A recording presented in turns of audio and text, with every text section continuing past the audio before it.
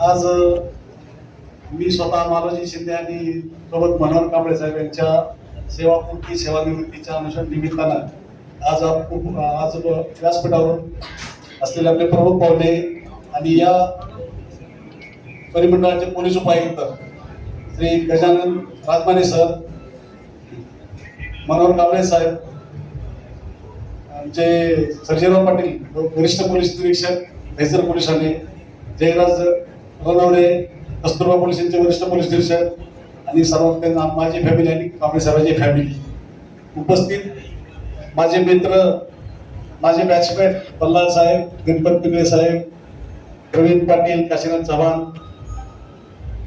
ठाण्याहून आलेले आमचे लक्ष्मण राठोड, बोरिवली पोलीस यांचे वरिष्ठ अधिकारी, कस्तुरबा आणि दहिसर पोलीस यांचे सर्व अधिकारी कर्मचारी आणि तसेच माझ्यासाठी खास खोपोलीहून आलेले आमचे दोन मित्र, एक पत्रकार, सामनाचे पत्रकार अरुण आणि उत्साह वरचाली, आणि माझे कॉलेजला असताना आम्ही कॉलेजला सोबत शिक्षण घेत असलेले दौंड कॉलेजचे, पुणे जिल्ह्यामध्ये दौंड आहे, दौंड कॉलेजचे प्राचार्य श्री भास्कर चेंगले, आम्ही एकाच कॉलेजला शिक्षण घेत होतो, ते पण या ठिकाणी उपस्थित आहेत.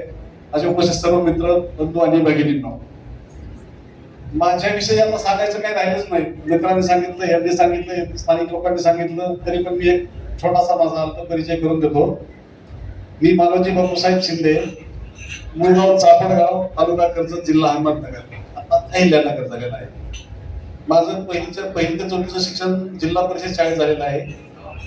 हायस्कूलचं शिक्षण आमच्याच गावात झालं. नंतर ज्युनियर कॉलेज श्रीगोंदा कॉलेजला मी नगरला होतो, BSc मॅथ्स केलं आणि नंतर शिवाजी कॉलेजला मी त्यावेळेस PGDCA post graduate diploma computers असा तो केलेला आहे.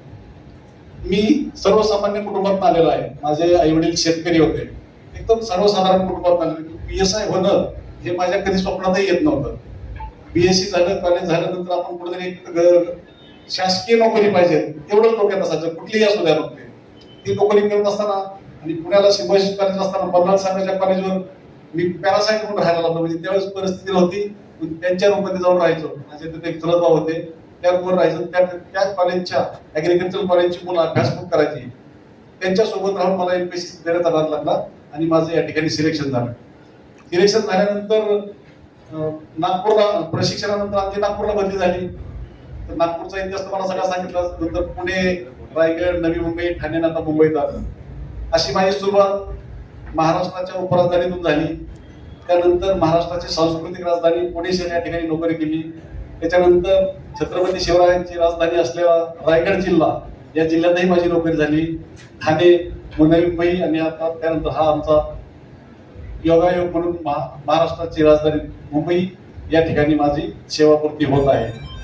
सर, नागपूरला काम करत असताना आज आम्हाला जे सिनियर PI होते रमेश मेहता साहेब, आज काय त्यांचा मला फोन आला. 24 वर्ष झाले सेवानिवृत्त झालेले आणि खणखणीत आहेत ते. आज 82 वर्ष वय आहे सर त्यांचं.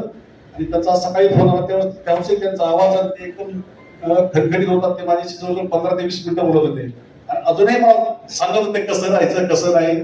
त्यांचं लग्न न झालेलं, त्यांना कुठलाही आजार नाही, काही नाही आणि तब्येतीने एकदम चांगले आहेत. पल्लाळ साहेबांनी त्यांच्यावर सांगितलं. त्यांनी आम्हाला एवढा म्हणजे पळवलं प्रोबेशन पिरियडमध्ये. त्यामुळं त्यानंतर कुठल्याही करताना पोलीस खात्यात आमची भीती निघूनच गेलेली होती. नागपूर शहरात मी लकडगंज पोलीस स्टेशन शाखा असं काम केलं, SPU केलं, नंतर रायगडला काम केलं, नवी मुंबईत क्राईम ब्रँच पनवेल तालुका केलं, ठाण्यातही क्राईम ब्रँच आणि नालकोली पोलीस केलं. माझी जवळजवळ 16 ते 17 वर्ष कामगिरी डिटेक्शन आणि क्राईम ब्रँचला झालेली आहे. त्यामध्ये मला सर जवळजवळ 400 निवड आहे, 27-28 प्रमाणपत्र आहेत. आता याच वर्षी मला DG इन्सिग्निया मिळालं 1 मेला आपल्या. अशा प्रकारे माझी सर्व्हिस झाली. मुंबईबाबत माझी 2 वेळा मुंबईला बदली झाली होती, 2010 आणि 2018ला. दोन्ही वेळेस आलो नाही. दोन्ही वेळेस मुंबईच्या बाबतीत काय आमच्या मनात होतं, पण मुंबईला जायचं नाही असं आम्ही ठरवत होतो. परंतु आता यावेळेस मी स्वतःहून अर्ज दिला आणि विनंती पत्रीवर गेल्या 2024 मध्ये मी या ठिकाणी आलो. सर, मुंबईला आल्यानंतर घर खारघर असल्यामुळे मला वाटतं चेंबूरच्या साईडला पोस्टिंग मिळाली, पण फणसळकर साहेबांनी मला बोरिवली पोलीस दिलं.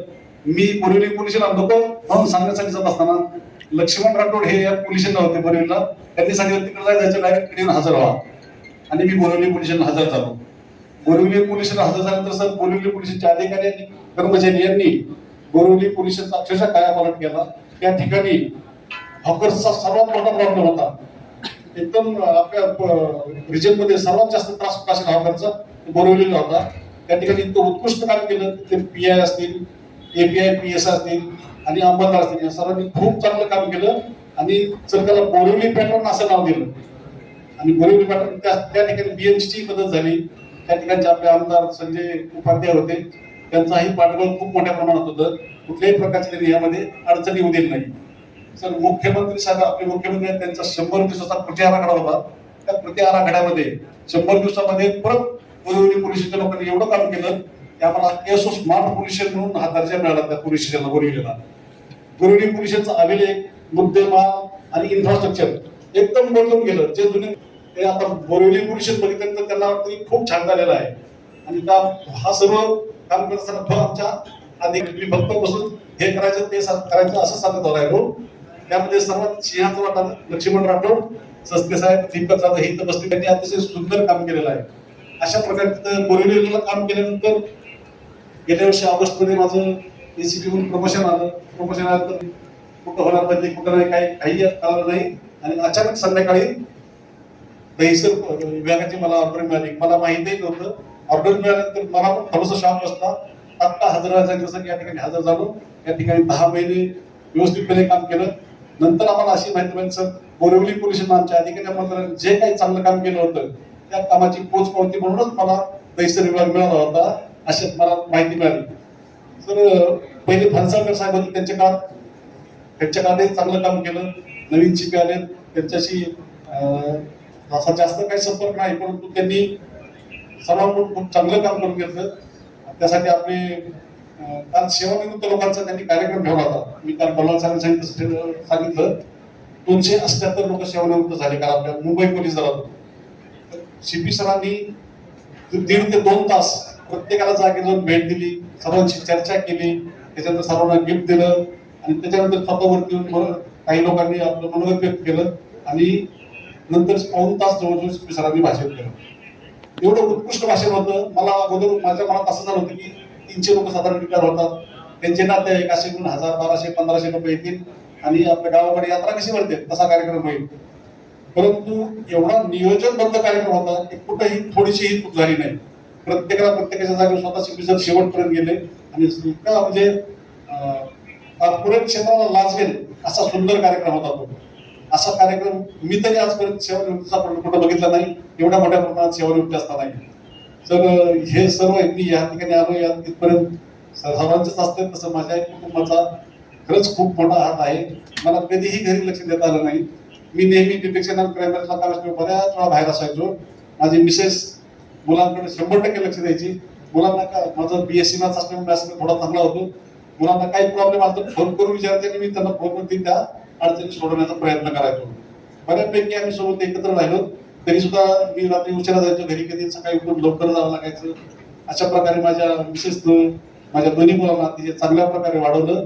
माझी मोठी मुलगी जी आहे मुलगी मोठी आहे ती गेम केलं होतं सुटकेस. आणि आता जर बघितलं जर आपण मागचे दिवस जर विचार केले आपण काय काय काम केलंय, तुम्ही प्रत्येकानं आपापला विचार करा. मी मागच्या 10 वर्षात 20 वर्षात काय काम केलं. आपण कधीही हा विचार करत नाही, परंतु आपण जर ते पाहिलं तर खूप मोठ्या प्रमाणात आपण काम केलेलं असतं. हे आपण कधीही आपल्या लेखी ठेवत नाही.